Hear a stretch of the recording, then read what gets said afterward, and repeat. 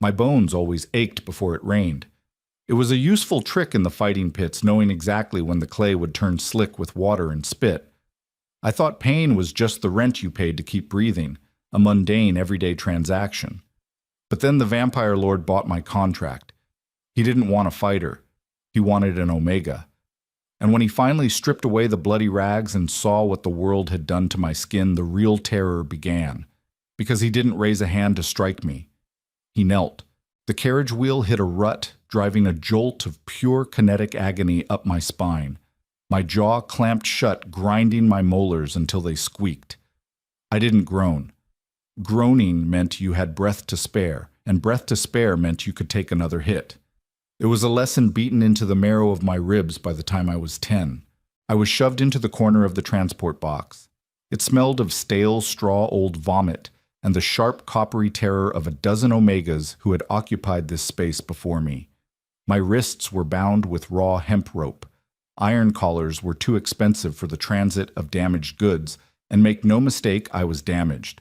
My left eye was swollen shut, a pulsing mass of purple and black from my last bout in the mud rings.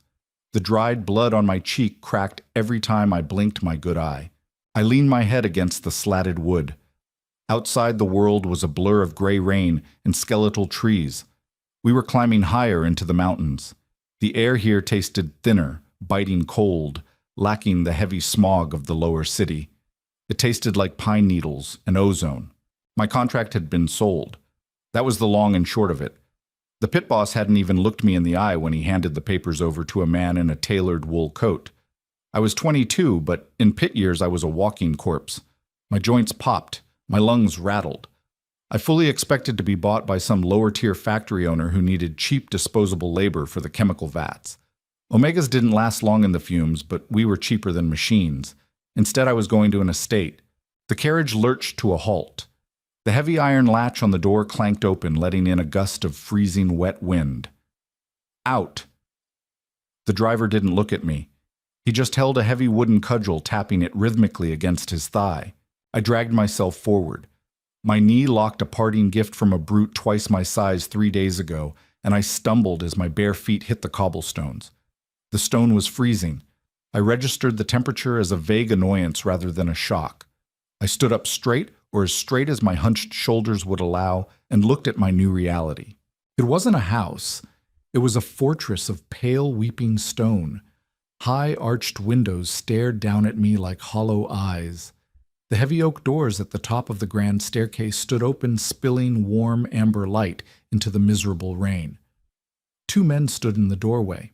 Even from 20 yards away, the sheer crushing weight of their pheromones hit me like a physical blow. Alphas. But not the crude, sweat-stinking street alphas I was used to fighting off. This scent was refined, suffocatingly heavy, pressing down on my lungs until I gasped. One smelled like crushed cedar and frost. The other smelled of dark earth and thunderstorms. Vampires. A bitter laugh bubbled up in my throat, dying before it reached my lips. Of course, a vampire lord. They had a reputation. They were fastidious aristocratic leeches who liked their Omegas docile, pretty, and unblemished. Someone had made a massive clerical error.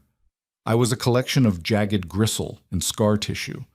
I smelled like dried blood and fear. "Bring it inside." A voice drifted down from the steps. It was a baritone smooth as glass, but carrying an edge that made my bruised ribs ache. The driver shoved me between my shoulder blades.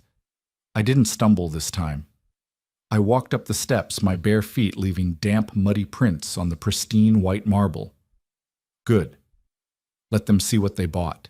Let them be disgusted, and throw me in the scullery where I belonged. The foyer was ridiculously warm. The sudden heat made my skin itch. I stood in the center of the mosaic floor dripping rainwater and grime while the 2 alphas descended the remaining steps. The first one was massive, broad-shouldered with hair the color of rusted iron pulled back at the nape of his neck. His jaw was covered in heavy stubble, and his eyes were a pale, piercing amber. He was the one who smelled of storms. Gideon. The name floated in the back of my mind, a whisper from the driver earlier. The second was taller, leaner, moving with a fluid, terrifying grace that confirmed exactly what he was. His skin was pale, almost translucent in the warm light, and his hair was ink black. His eyes were a startling cold silver. Alistair, the Lord, the Cedar, and Frost. Alistair didn't speak immediately. He just looked at me. His gaze felt physical, like a cold hand ghosting over my bruised jaw down my throat, lingering on the filthy rags that hung off my frame. I met his eyes. It was a dangerous thing for an Omega to do, an act of defiance that usually earned a backhand, but I was too tired to care. I narrowed my good eye, waiting for the disgust to twist his aristocratic features. It didn't. Instead, a strange, absolute stillness fell over him. His nostrils flared just a fraction, taking in my scent, not just the dirt, the underlying stress hormones, the sour tang of chronic pain. "You're shivering," Alistair said. His voice was quiet. It didn't bounce off the marble walls. It seemed to sink directly into my ears. "It's raining," I rasped. My voice sounded like gravel grinding together. I cleared my throat, tasting copper. "I'm dirty. Where's the washroom?" Gideon, the massive one, let out a low rumbling growl at my lack of respect. The sound vibrated in my sternum, triggering a deeply buried instinct to drop to my knees and submit. I locked my knees and dug my fingernails into my palms to stay upright. Alistair raised a single pale finger. Gideon silenced instantly. "Take him to the west wing," Alistair instructed, his silver eyes never leaving mine.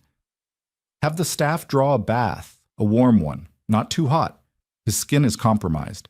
Compromised. What a clinical, sterile word for a body that looked like a butcher's block.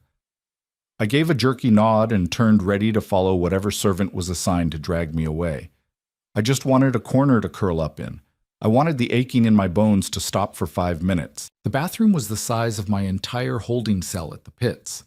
It was all dark slate and polished brass, filled with thick cloying steam. The smell of lavender and crushed mint made my stomach turn. It was too rich, too clean. An older beta servant had drawn the bath, her eyes firmly fixed on the floor the entire time. She left a stack of impossibly fluffy white towels on a stool and hurried out, closing the heavy oak door behind her with a soft click. I was alone.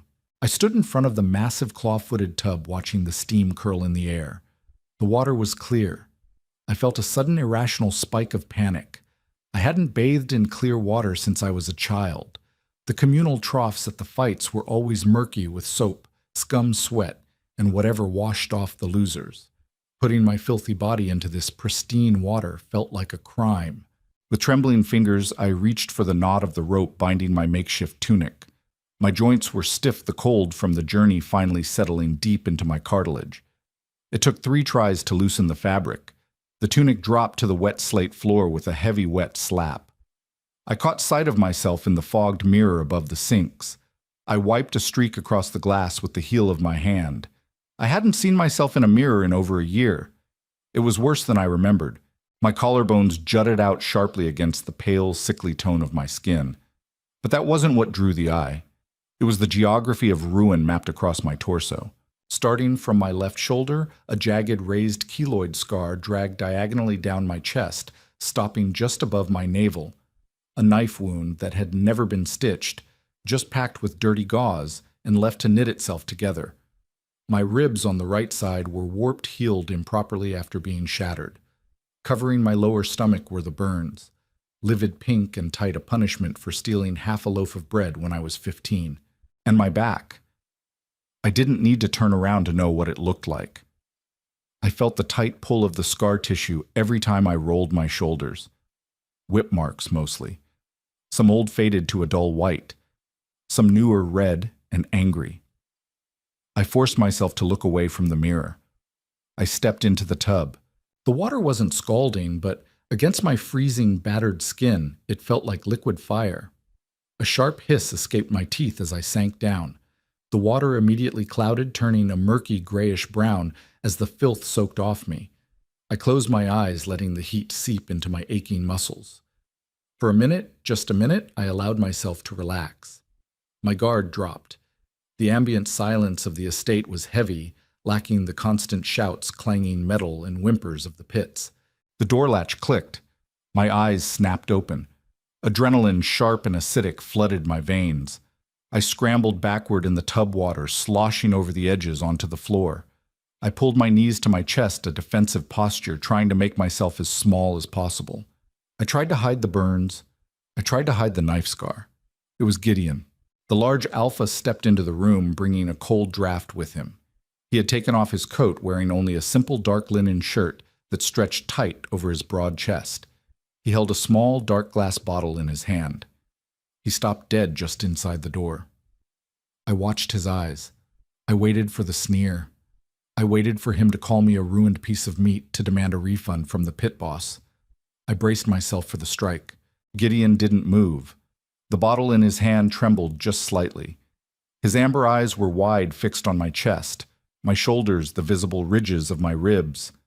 The silence stretched, pulling taut like a wire about to snap. "Get out!" I snarled. My voice shook, betraying my panic. "I'm washing. Get the hell out." Gideon took a breath. It was a ragged, shuddering inhale. The scent of pine and thunder spiked in the small room, but it wasn't the heavy, oppressive scent of an angry alpha. It was something else. It tasted bitter. It tasted like grief. "Who?" The word was barely a whisper, gravelly and thick. "What does it matter?" I spat back, grabbing a washcloth and scrubbing frantically at my arm, trying to look busy, trying not to look at him. "It's just wear and tear. I work. I get hit. That's the deal. Now leave me alone." "That..." Gideon took a slow step forward. I flinched, violently splashing water. He froze instantly, raising his hands, palms open. "I'm not going to hurt you. I swear it on my blood I am not going to touch you. You're liars, all of you." I muttered, my chest heaving. "Just let me wash so I can get to the scullery." "You aren't going to the scullery," another voice said. Alistair appeared in the doorway, standing just behind Gideon. The vampire lord's face was an unreadable mask of pale stone, but his silver eyes were fixed on the bathwater, on the pink, angry burn scars curling around my hips, on the twisted ruin of my ribs. A low, vibrating sound started in Alistair's chest. It wasn't a growl. It was a purr, but distorted, laced with a terrifying, predatory edge. It was the sound a predator makes when it finds something broken and decides it belongs to them. "Gideon," Alistair said softly. "The salve." Gideon, slowly telegraphing every movement, walked to the edge of the tub. He placed the dark glass bottle on the brass rim.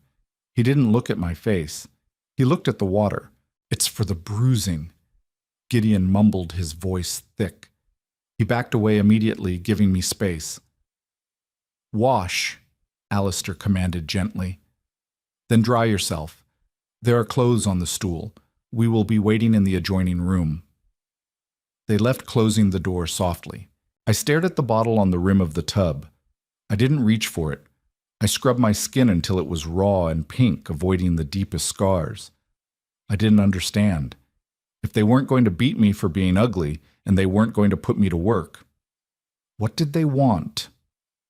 A chilling thought crept into my mind. Some alphas liked the broken ones. They liked the twisted aesthetic of ruining something that was already damaged. They liked the pain. I stepped out of the tub, my wet feet slipping slightly on the slate. I dried off with rough, frantic motions, ignoring the soft luxury of the towel. The clothes left for me were ridiculous. Soft, dark gray cotton pants that hung loose on my starved frame, and a thick, oversized wool sweater that smelled faintly of cedar. Alistair's scent. Wearing an alpha's scent was a claim. It was a brand. I pulled the sweater over my head. The wool was incredibly soft, so soft it made my skin crawl. It felt like a lie. I rolled the sleeves up to my elbows, exposing the thick leather brace I still wore on my left wrist to support a bad sprain. I walked to the door. I put my hand on the brass knob. My palm was sweating. I took a deep breath, filling my lungs with the residual scent of thunder and frost, and turned the handle. The adjoining room was a massive bedroom. Heavy velvet curtains the color of dried blood blocked out the gray rain. A fire crackled in a massive stone hearth, casting long, flickering shadows across the polished hardwood floor. The bed was obscenely large, piled with furs and silk pillows. I hated it instantly. It was a cage wrapped in velvet. Alistair sat in a high-backed leather chair near the fire. Gideon stood by the window staring out into the rain, his broad back tense. There was a third man in the room now. He was sitting on the edge of the hearth, poking the fire with an iron rod. He looked up as I entered. He had messy, sandy blonde hair and wore wire-rimmed glasses. He looked entirely too normal to be here until I caught his scent. Old paper cloves and the sharp, coppery tang of fresh blood. A vampire just like Alistair, but different, quieter. "Reese." Alistair introduced him, not taking his eyes off me. "He is the third of our pack." I stood by the door, refusing to step further onto the plush rug. "Great, a full set. Now what? Do I clean the ash out of the fireplace, or do you want me on my knees right now so we can get this over with?" The words tasted like battery acid, but I forced them out. I wanted to control the narrative. If I was going to be used, I wanted it done fast, with no illusions of romance or gentle servitude. A heavy, suffocating silence dropped over the room. The crackle of the fire sounded loud as a gunshot. Gideon turned from the window, his jaw clenched so hard a muscle ticked wildly in his cheek. Reese stopped poking the fire. Alistair slowly stood up. He moved like smoke, silent and inevitable. He crossed the room until he was standing a mere 3 feet away from me. I didn't back up. I locked my knees and tilted my chin up, forcing myself to meet his silver eyes. "Do you believe," Alistair asked, his voice dropping to a low, resonant register that vibrated against my bruised collarbones, "that we brought you here to use you?" "I'm an Omega," I stated flatly. "Bought from a fighting pit. Look at me. I'm not here for my sparkling conversation." Alistair raised a hand. I didn't mean to, but my body betrayed me. I flinched, a hard, violent jerk of my head to the side, my shoulder rising to protect my ear. It was muscle memory. Alistair froze. His hand hovered in the air between us. I saw something fracture behind his cold silver eyes, a crack in the ice. "Who did this to you?" The question wasn't gentle this time. It was a demand laced with a sudden, terrifying pressure that forced me down onto one knee. The Alpha command.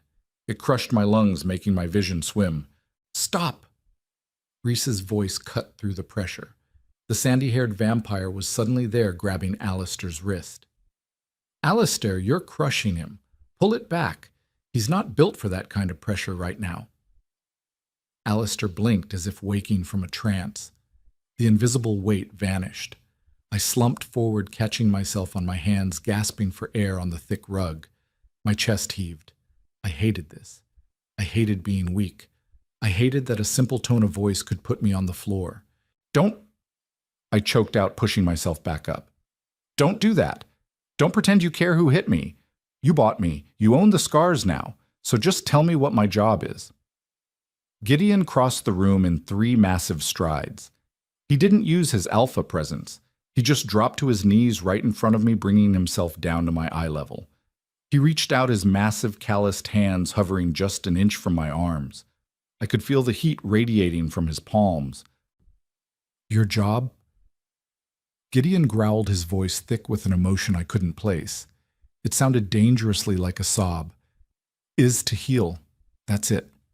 That's the only damn thing you have to do." I stared at him. I looked at Alistair, who was standing perfectly still, his hands clenched into fists at his sides. I looked at Reese, whose eyes were dark with ancient, quiet anger. They weren't looking at me with lust. They weren't looking at me with the cold calculation of an owner assessing damaged property. They were looking at me the way a wolf looks at a wounded pup from its own litter. It was terrifying. It dismantled everything I knew about how the world worked. Violence, I understood. Cruelty was predictable. You could brace for a hit. You could learn to fall so nothing broke. But this suffocating, aggressive gentleness, I didn't know how to defend against it. "I don't understand," I whispered, the fight draining out of me, leaving me hollow and exhausted. "I'm broken." Alistair finally closed the distance. He knelt beside Gideon, the vampire lord in his immaculate clothes kneeling on the floor. He slowly, deliberately reached out and gently gripped my wrists. His hands were cool, a sharp contrast to Gideon's heat. With agonizing slowness, Alistair pushed the oversized sleeves of the wool sweater up my forearms. He revealed the thick raised scars circling my wrists from years of iron cuffs. He revealed the mottled purple and yellow bruises fading on my skin. He didn't speak. He just lowered his head and pressed his lips against the inside of my left wrist, right over my erratic racing pulse. A jolt of pure electricity shot up my arm. My omega biology, starved for healthy alpha contact, surged to life, sending a wave of dizzying warmth through my frozen limbs. I gasped, trying to pull my arm back, but his grip was unyielding, firm but entirely without pain. You are not broken," Alistair murmured against my skin, his breath hot against my pulse point. "You were simply in the wrong hands. You are ours now, and I swear to you, little wolf, the only pain you will ever feel in this house is the memory of the past fading away." He looked up at me, his silver eyes burning with a possessive, terrifying intensity. "We are claiming you, not as property, as our own. Do you understand?" I didn't. My mind was screaming at me to run to hide, to find a dark corner and wait for the inevitable trap to spring. My heart was hammering against my ribs, terrified of the soft velvet cage. But as Gideon shifted closer, pressing his broad shoulder against mine, a tiny, traitorous part of my battered soul thought, maybe I could rest, just for tonight. The bed was a trap. I lay rigid on my back, staring up at the canopy of dark, heavy silk. The mattress was stuffed with goose down. To a body accustomed to damp clay and splintered wood, the softness didn't feel like luxury. It felt like drowning. Every time I tried to shift my weight, the mattress swallowed my limbs, offering no resistance, no leverage. If someone came into the room to strike me, I wouldn't be able to roll away in time. I was pinned by comfort. My breathing sounded too loud in the cavernous bedroom. The fire had died down to glowing orange embers, casting long, wavering shadows that played tricks on my good eye. Alistair, Gideon, and Reese had left me alone to sleep, locking the heavy oak door from the outside. They said it was to keep the staff from disturbing me. I knew it was to keep me from running. An hour passed. Maybe 2. The ache in my improperly healed ribs began to throb in time with my pulse. The down mattress offered zero support for my twisted spine. I couldn't do it. I threw off the heavy fur blanket. It felt oppressive weighing down my chest. I rolled to the edge of the bed and let myself slide off. My bare feet hit the polished hardwood floor. The cold shocked my system, sending a familiar grounding shiver up my calves. Solid, unforgiving, real. I scanned the room in the dim light. Against the far wall sat a massive antique mahogany wardrobe. There was a narrow gap between its heavy side and the corner of the room. It was dark. It was tight. It only had one point of entry. I dragged my exhausted body across the rug, my knee giving a sharp, hot twinge of protest with every step. I squeezed into the gap, pulling my knees tight to my chest, wrapping my arms around my shins. I pressed my back against the hard, cold wood of the wardrobe and the plaster of the wall. It wasn't comfortable. My neck was cramped and the floor dug into my tailbone, but the crushing anxiety in my chest finally began to recede. My perimeter was secure. The shadows couldn't grab me from behind. I rested my chin on my knees and let my eyes slide shut. I didn't hear the door open. Vampires don't make noise when they walk, and Reese was no exception. I only realized I wasn't alone when the faint scent of old paper cloves and sharp metallic blood drifted into my corner. My eyes snapped open. Reese was standing 3 feet away. He wore a loose white shirt, the collar undone, and dark trousers.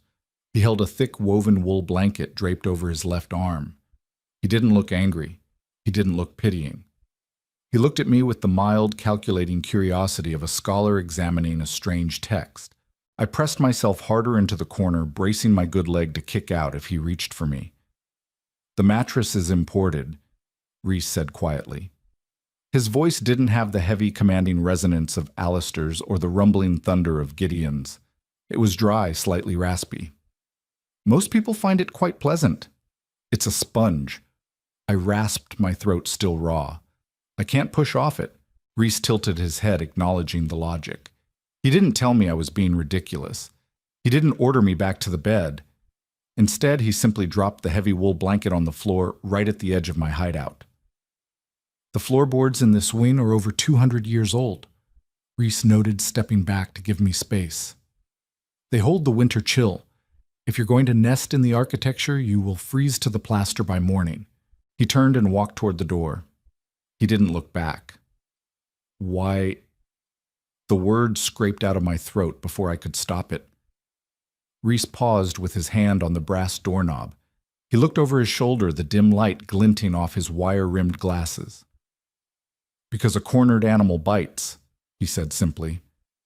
And because trust isn't built by forcing someone to sleep where they feel exposed. Use the blanket, Finn. We have plenty. The door clicked shut. The lock did not turn. I stared at the closed door for a long time. Then slowly, my hands trembling with a mixture of cold and profound confusion, I reached out and pulled the blanket into the dark corner with me. It smelled faintly of cloves. It was rough, heavy, and grounding. I wrapped it around my shoulders, closed my eyes, and for the first time in 4 years I actually slept. I woke to the smell of lemon oil and roasting meat. My body protested violently as I uncurled from the tight space between the wardrobe and the wall. My joints popped like dry twigs. The bruising on my ribs had deepened overnight into a spectacular palette of sickly yellow and violent violet. But my mind was sharp, clear. The survival algorithm kicked in automatically. I was awake. The sun was up. Therefore, I was late for work. In the pits, if you didn't earn your keep by sunrise, scrubbing the blood off the clay, hauling the heavy slop buckets, sharpening the crude iron weapons, you didn't get your water ration. I didn't know what the punishment for idleness was in a vampire lord's estate, but I had no intention of finding out. I left the wool blanket folded neatly on the floor. I ignored the oversized soft clothes laid out for me, instead pulling on the dark gray cotton pants from the night before, leaving my chest bare. I didn't want to ruin their fine clothes with cleaning chemicals. I slipped out into the hallway. The estate was massive, a labyrinth of pale stone and heavy oak, but finding the kitchens was just a matter of following my nose. I crept along the walls, keeping my head down, making myself as small as possible. I found the scullery just off the main kitchen. 2 older beta women were moving frantically, hauling massive copper pots from a cast iron stove. The floor was wet, slick with soapy water and grease. One of the women, a stout beta with flour in her hair, hoisted a heavy wooden bucket filled with dirty scrub water. Her grip slipped. The bucket hit the stone floor with a loud, hollow crack, splashing gray, foul-smelling water across the flagstones. "Oh, bloody hell!" she hissed, grabbing a mop. This was my opening. I darted into the room, dropping to my knees right in the puddle. I grabbed a coarse bristle brush sitting by the sink and started scrubbing the greasy water toward the floor drain. I ignored the shooting pain in my bad knee. I ignored the cold water seeping into my pants. I worked fast, my muscles remembering the frantic rhythm of avoiding a beating. The 2 beta women froze. They stared at me, their eyes wide with absolute horror. "Lord above," the stout woman gasped, dropping her mop. "What are you doing? Stop. Stop that right now." She sounded panicked. Panic meant I was doing it wrong. Panic meant a strike was coming. I scrubbed harder, my breathing turning jagged. "I've got it," I muttered, not looking up, my wet hands slipping on the wooden handle of the brush. "I'm fast. I'll get the pots next. Just tell the boss I'm working. Tell him I'm earning it." No, child, please." The other woman fluttered her hands, terrified to touch me, but desperate to stop me. "If Lord Alistair sees you on your knees in the dirt." A shadow blocked the doorway, plunging the scullery into sudden heavy twilight. The smell of ozone pine and wet earth hit the room like a physical shockwave. "Gideon." The 2 beta women immediately dropped their gazes to the floor, shrinking back against the counters. I froze my hand, still submerged in the dirty, greasy water. My heart slammed against my ribs so hard I thought it might finally break the bones completely. Gideon stood in the doorway. He was wearing dark riding boots and a thick wool sweater. He looked massive, taking up the entire frame. His amber eyes swept over the scene, the terrified betas, the spilled water, and me half-naked shivering, scrubbing the floor like a desperate dog. A low rumbling growl vibrated in Gideon's chest. It wasn't loud, but the frequency of it rattled the copper pots hanging from the ceiling. I dropped the brush. It clattered against the stone. I scrambled backward, slipping in the grease, hitting my shoulder hard against the heavy wooden leg of the prep table. I pulled my knees up, throwing my arms over my head in a defensive crouch. "Here it comes," my brain screamed. "You ruined his floor. You scared his staff. Brace for impact." I waited for the heavy boot to connect with my ribs. I waited for the massive hands to drag me up by my hair. Instead, the growl stopped. I heard the heavy thud of Gideon's boots stepping into the puddle, then the sound of fabric tearing. I peeked out from under my arms. Gideon had ripped a clean linen towel off a nearby rack. He dropped to his knees right in the filthy water, ruining his dark trousers. He reached out his massive hands, moving with deliberate, agonizing slowness, and wrapped the dry linen around my wet, shaking hands. "I'm sorry." I babbled, the words spilling out of my mouth like bile. "I was just trying to work. I wasn't trying to steal anything. I'll clean it better. Finn, stop."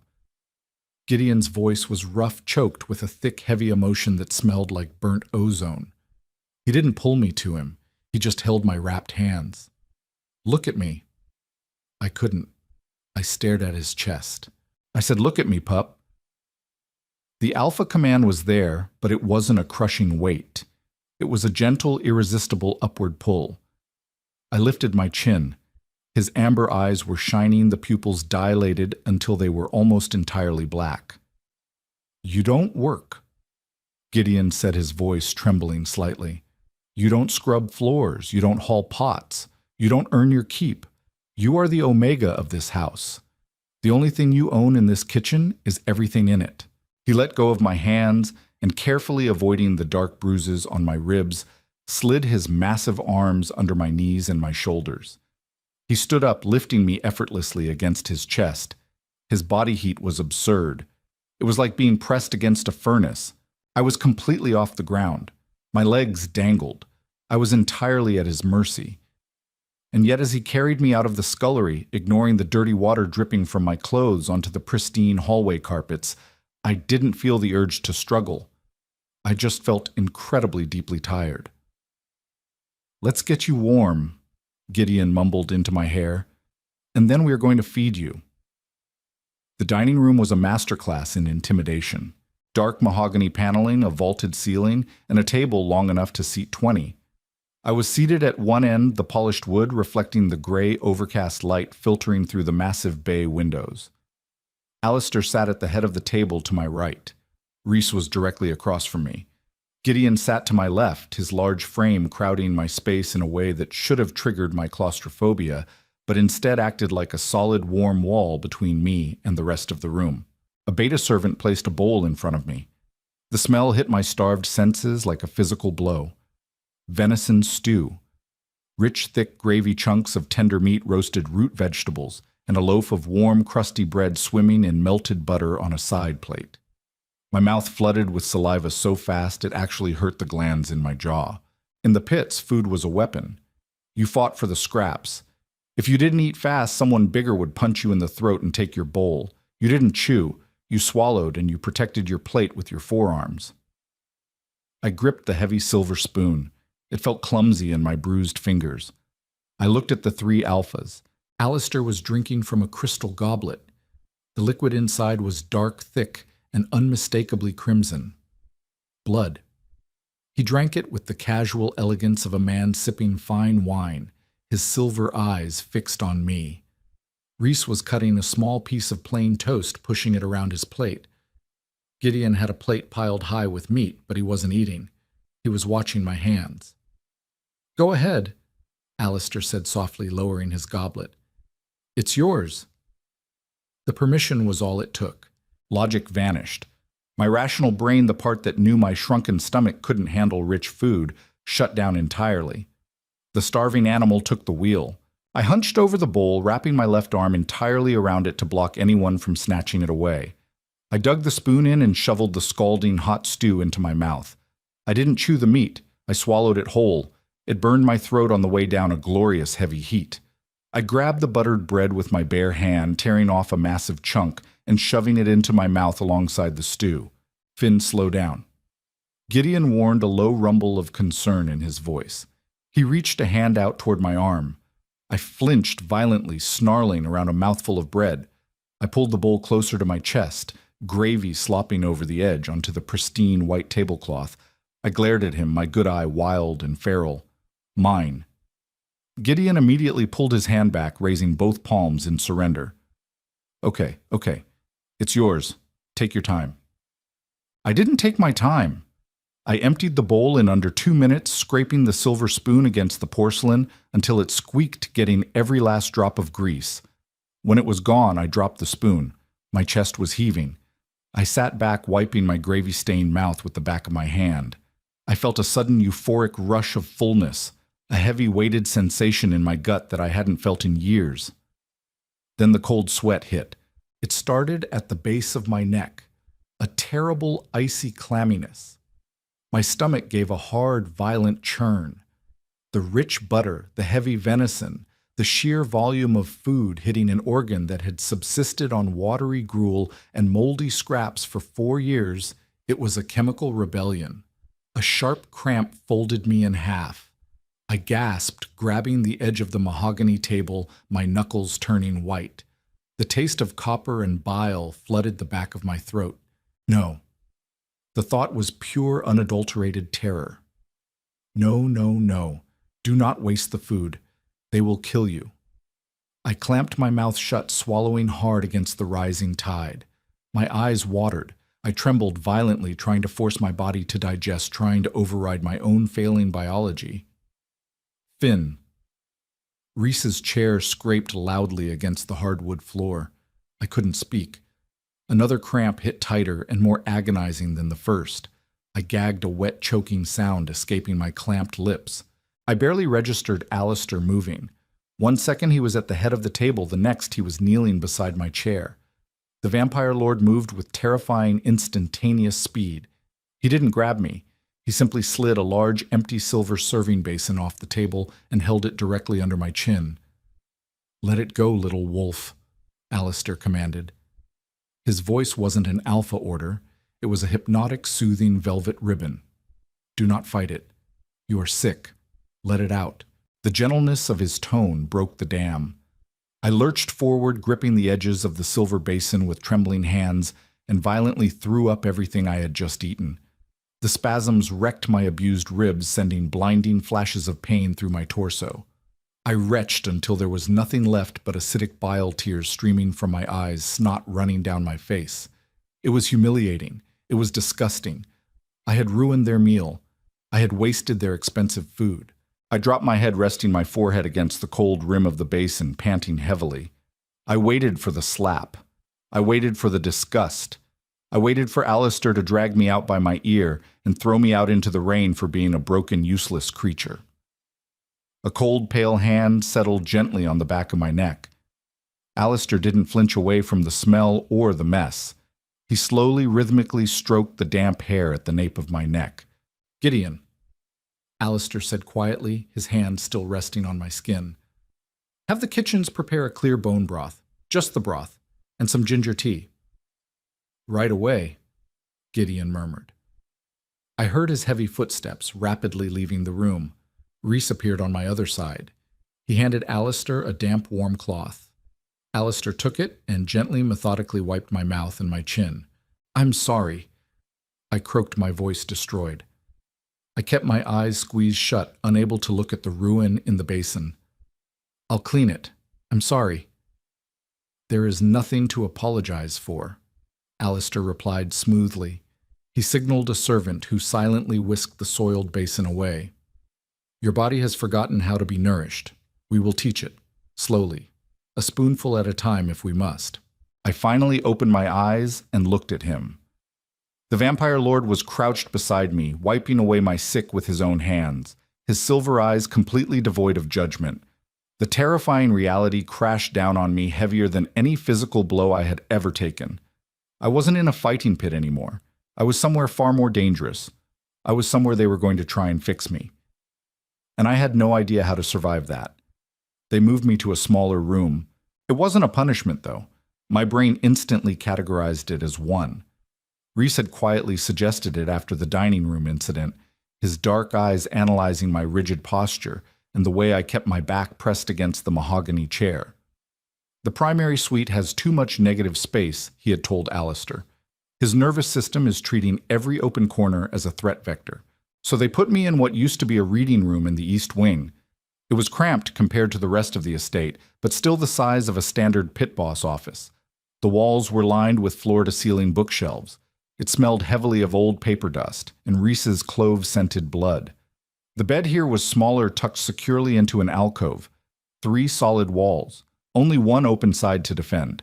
I sat cross-legged in the center of the mattress, a ceramic mug of clear bone broth gripped in both hands. The ginger burned pleasantly on my raw throat. Gideon was sitting on the floor by the door. He had a piece of soft leather in his hands and a small knife methodically whittling down a wooden peg. He wasn't watching me. He was deliberately giving me his profile, making himself appear smaller, less predatory. Alistair was gone. He had a territory to run ledgers to balance, or perhaps he just needed to wash the smell of my vomit off his pristine clothes. I took a tiny sip of the broth. It stayed down. My stomach gave a low, unhappy gurgle, but the agonizing cramps had subsided. Outside, the gray afternoon finally broke. A low rumble of thunder shook the thick glass of the window panes, followed immediately by a sharp, blinding crack of lightning. I flinched, splashing hot broth onto my knuckles. In the pits, thunderstorms meant the underground fighting rings would flood. It meant fighting in knee-deep freezing mud.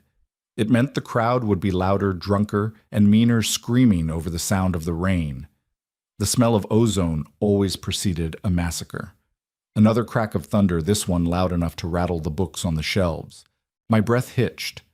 The walls of the room seemed to contract. I squeezed my eyes shut, but the lightning flashed bright enough to pierce my eyelids. I wasn't in the bed anymore. I was back in the mud.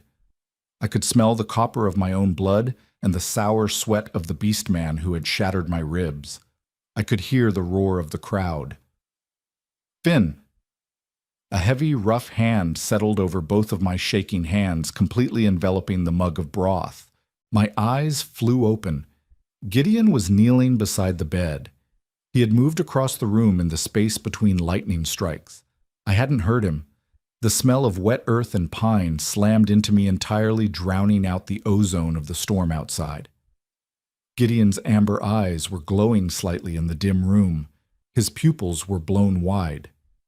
"Breathe out," he ordered. The alpha tone wasn't commanding. It was an anchor, heavy, solid, dropped straight into the churning sea of my panic. I realized my lungs were burning. I had been holding my breath, bracing for a hit that wasn't coming. I let out a ragged, stuttering exhale. "I'm here," I gasped, trying to orient myself. "I'm working. I'm fine." "You're not working," Gideon rumbled. He carefully pried the mug out of my rigid fingers and set it on the nightstand. "You're safe." "No such thing," I muttered automatically. Gideon didn't argue. He just shifted his weight, sitting on the edge of the mattress. The springs groaned under his massive frame. He didn't try to pull me into a hug. He knew better. Instead, he leaned his broad back against the wall of the alcove, stretching his long legs out over the quilt, effectively barricading the open side of the bed. He took up all the space. He blocked the view of the window and the flashing lightning. He radiated heat like an iron stove. "My pack used to sleep in a pile," Gideon said quietly, picking up his whittling knife and the leather strap again. His voice was a low, steady drone that vibrated against the mattress. "When storms rolled over the mountains, the pups would get spooked. The elders would form a ring. Bodies block the sound. Scent blocks the fear." I sat perfectly still, my knees pulled to my chest. Gideon was a wolf, a shifter. I had suspected it, but the confirmation made my skin prickle. Shifter alphas were notoriously territorial. They didn't take in broken, useless omegas. They demanded strong mates to bear litters. "I don't smell like a pack," I pointed out, my voice raspy. I smell like rot and cheap soap. Gideon paused his carving. He turned his head slowly, fixing me with those glowing amber eyes. You smell like a survivor, and you smell like Alistair's cedar. Soon, you'll smell like my woods. You think scent is something you're born with, Finn. Scent is shared. It's built. He went back to carving the peg. Lay down, Gideon added, not looking at me. I'll keep watch. The storm isn't getting past this bed. It was a ridiculous concept. A massive, lethal alpha sitting guard duty over a ruined pit fighter simply because it was raining. But as another boom of thunder rattled the house, the sound felt distant, muffled by Gideon's broad shoulders and the overwhelming scent of deep, quiet forests. I uncurled my stiff legs. I kept my back to the wall, but I slid down until my head hit the pillow. I kept my eyes on Gideon's broad back. I expected the paranoia to keep me awake, calculating the distance between his knife and my throat. But the heat radiating from him seeped into my aching joints. The rhythmic shh sound of his knife shaving wood acted like a metronome. My eyelids grew heavy. For the first time in my life, I fell asleep while a predator was in the room. 2 days passed. The rain stopped, but the damp cold settled into the bones of the estate. My body, finally realizing it didn't have to stockpile adrenaline to survive the next hour, completely crashed. I slept for 14 hours at a time. When I was awake, I was weak shaking and consumed by a terrifying hollow exhaustion. I managed to keep the clear broth down, then mashed root vegetables. Small mechanical victories. But the pain didn't stop. Without the constant flood of adrenaline, the true extent of my injuries made themselves known. My back was a canvas of tight, inflexible scar tissue that pulled agonizingly every time I inhaled. My ribs throbbed with a deep, sickening ache. Reese walked into my small room just after noon on the third day. He carried a heavy black leather satchel. He smelled as always of cloves and blood. "Sit up, Finn," Reese said. His tone was brisk, devoid of Gideon's rough warmth or Alistair's intense, suffocating possession. It was clinical. I pushed myself up, wincing as the muscles in my lower back seized. I pulled the quilt up to my chin. Reese set the satchel on a heavy wooden chair and unbuckled it. He pulled out a stack of clean white linen squares, a small silver bowl, and a dark glass jar. "Your mobility is declining," Reese stated, pulling a chair close to the edge of the bed and sitting down. He adjusted his wire-rimmed glasses. "Your nervous system is calming down, which means the localized numbing effect of your chronic trauma response is fading. You are feeling your scars for the first time in years." "I always feel them," I muttered defensively. "You feel the mechanism of them," Reese corrected smoothly. "You feel the restriction. You are only just now feeling the inflammation. Take your shirt off." I froze. I had been wearing the same oversized gray wool sweater for 3 days. It was my armor. It hid the ruin. Showing them the scars in the dim light of a bathroom covered in steam and water was one thing. Exposing them in the harsh gray daylight streaming through the window was entirely different. No. The words slipped out before I could weigh the consequences. Reese didn't blink. He unscrewed the lid of the dark jar. The sharp medicinal smell of eucalyptus crushed mint, and something heavy and metallic filled the room. "I am an anatomist, Finn. I spent 2 centuries putting broken soldiers back together on battlefields. I am not interested in the aesthetic of your skin. I am interested in the inelasticity of your dermis. The whip marks on your back are adhering to the muscle fascia. If we do not break down the scar tissue, you will eventually lose the ability to rotate your torso." He dipped 2 pale fingers into the jar, scooping out a thick, greenish-black salve. "Turn around. Take the shirt off." It wasn't an alpha command. It was a doctor's order. But the flat expectation of compliance terrified me more than a shout. My hand shook as I grabbed the hem of the sweater. I pulled it over my head, the friction sending a spark of pain across my shoulders. I dropped the wool onto the quilt and slowly, agonizingly turned my back to Reese. I kept my chin tucked to my chest, my eyes squeezed shut. I waited for the gasp. I waited for the pitying click of his tongue. The silence stretched thick and heavy. Then two freezing cold hands pressed flat against my shoulder blades. I violently arched my spine, a sharp hiss tearing through my teeth. The sudden cold against my inflamed skin was shocking, but a split second later, the deep numbing relief of the temperature sank into the burning muscle.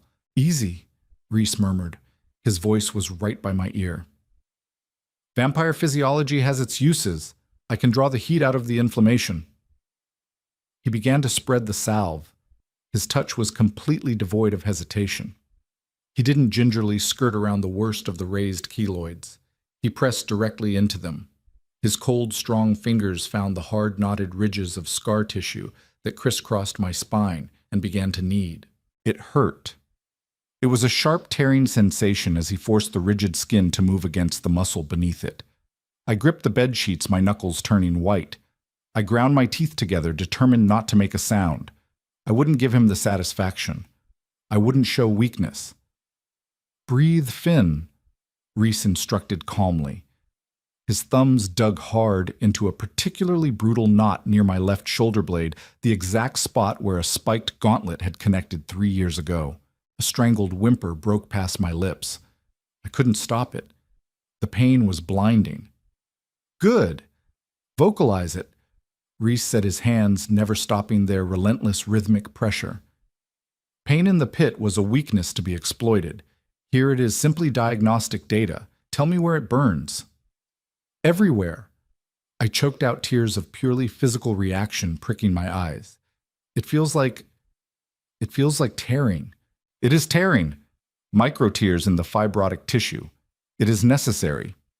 Reese's cold fingers slid down to my lower back, working the dark minty salve into the burn scars. "You have survived by turning your body into a stone. But stones do not heal, Finn. They just erode. You must become flesh again." He worked for 20 minutes. The sharp, tearing pain gradually shifted into a deep, heavy ache, followed by a strange, tingling warmth as the blood finally rushed back into areas that had been starved of circulation for years. When Reese finally pulled his hands away, I slumped forward, exhausted, my forehead resting on my knees. My back was slick with the pungent salve, but for the first time in memory, the constant suffocating tightness pulling at my spine was gone. I could take a full deep breath without my ribs screaming. Reese wiped his hands on a linen cloth. He stood up, placing the jar back in his satchel. "Keep the shirt off until the salve absorbs," he said, moving toward the door. He paused, his hand on the frame. "You did not flinch away. You endured the necessary pain. That requires a different kind of strength than taking a punch, Finn. I commend you." He left before I could process the words. I sat alone in the quiet room, the smell of eucalyptus clearing my head. I tentatively rolled my left shoulder. It popped loudly, but the grinding friction was gone. I looked at my hands. They were scarred, crooked, and ugly, but they weren't curled into fists. I flattened my palms against the soft quilt. The texture was strange. Not dirt, not blood, just cotton. I was becoming flesh again, and that terrified me more than the stone ever did. The fever broke on the 5th night. It was a delayed reaction, a final violent purge of the infections and toxins that had been trapped beneath my skin for years. I woke up at midnight, my clothes soaked in sour-smelling sweat, my teeth chattering so hard my jaw ached. The small room felt like a freezer. I curled into a tight ball, wrapping the thick quilt around my shivering frame, but it wasn't enough. The cold was inside me, emanating from my marrow. The door opened. The heavy combined scent of cedar-wet earth and cloves spilled into the room, cutting through the sour smell of my fever sweat. Alistair, Gideon, and Reese walked in. They were dressed in loose sleepwear, soft cotton, and silk. They didn't look like terrifying alphas. They looked like a pack. Gideon reached the bed first. He pressed the back of his massive hand to my forehead. His skin was blistering hot against my freezing flesh. His temperature is dropping too fast. Gideon growled, panic finally threading through his usually steady voice. The fever burned him out. He has no reserves left to generate heat. "Move," Alistair commanded softly. Gideon didn't argue. He stripped off his shirt, throwing it to the floor, and climbed directly into the bed. He shoved me gently toward the center of the mattress and lay down behind me, wrapping his massive arms around my waist and pulling my freezing back flush against his bare, burning chest. I gasped at the sudden contact. The instinct to thrash to break the hold flared instantly. I drove my elbow backward, aiming for his ribs. Gideon easily absorbed the weak blow, his grip tightening. Not a restraint, an anchor. "Stop fighting, little wolf." Gideon rumbled, his chest vibrating against my spine. "You're freezing to death. Take the heat." Reese was on my other side. He didn't climb under the covers. Vampires didn't generate body heat the way shifters did. Instead, he pulled the heavy quilt up, tucking it tightly around Gideon and me, creating a sealed pocket of warmth. Then Reese sat on the edge of the mattress, resting his cool hand firmly on my hot, sweaty forehead, grounding me. Alistair stood at the foot of the bed. His silver eyes were dark, tracking my erratic, shallow breathing. "He needs the bond," Alistair said. His voice wasn't a question. It was a heavy, terrifying fact. His omega biology is collapsing because it is unanchored. The trauma is too heavy for one body. "He's not ready," Reese argued quietly, his thumb stroking my temple. "He still views us as captors. A claim right now would feel like an assault. If we don't ground him, his heart will stop by morning." Gideon shot back his arms, squeezing me tighter as a violent shiver wrecked my frame. I listened to them argue over me like I was a broken machine. But for the first time, I didn't feel anger. I felt a desperate, hollow craving. The heat radiating from Gideon was pulling me back from the edge of the dark, freezing abyss. The cool, steady pressure of Reese's hand was keeping my fragmented mind from shattering. And the heavy, suffocating scent of Alistair's cedar was the only thing filling my lungs. They were right. I was dying. The stone was cracking, and I didn't know how to survive as flesh. Alistair. My voice was a ruined, broken whisper. It was the first time I had used his name. The vampire lord moved instantly.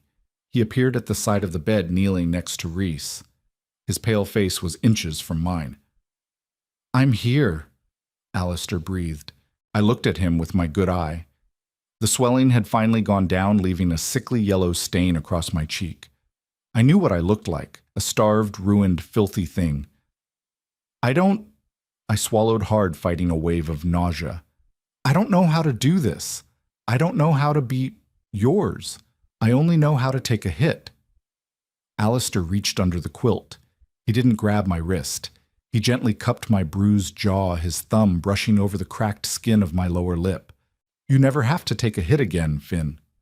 Alistair swore, his silver eyes blazing with a fierce, possessive light that finally, miraculously, didn't terrify me. "You do not need to know how to be ours. You already are. You simply have to let us carry the weight." I looked at him. I felt Gideon's heart beating against my back, a steady, heavy drum. I smelled Reese's cloves. I looked at the velvet cage they had built for me. It wasn't a cage. It was a fortress, and the monsters were on the outside. I closed my eyes. I uncurled my fists. I let my head fall back against Gideon's shoulder, turning my face into Alistair's cool palm. I stopped bracing for the impact. "Okay," I whispered into the dark. "Carry it." Alistair leaned down, pressing his lips to my forehead, right over Reese's fingers. Gideon buried his face in my neck, inhaling my broken scent. The pain didn't magically vanish. My ribs still ached. The scars on my back still pulled tight. The nightmares would still come. But as the terrifying absolute safety of the pack finally swallowed me whole, I knew the worst of the bleeding had stopped. I was broken. But I was home. Finn's journey from a broken pit fighter to a cherished pack Omega proves that sometimes the most terrifying thing isn't the pain, it's learning how to finally surrender and feel safe. He dropped his armor, and his alphas caught him. If this raw, slow-burn healing journey touched your heart, please hit that like button and share the video with fellow Omegaverse and dark romance fans. Your support means everything and helps bring more deeply human, gritty stories to life. Don't forget to subscribe and turn on notifications so you never miss our next audio drama. Until next time.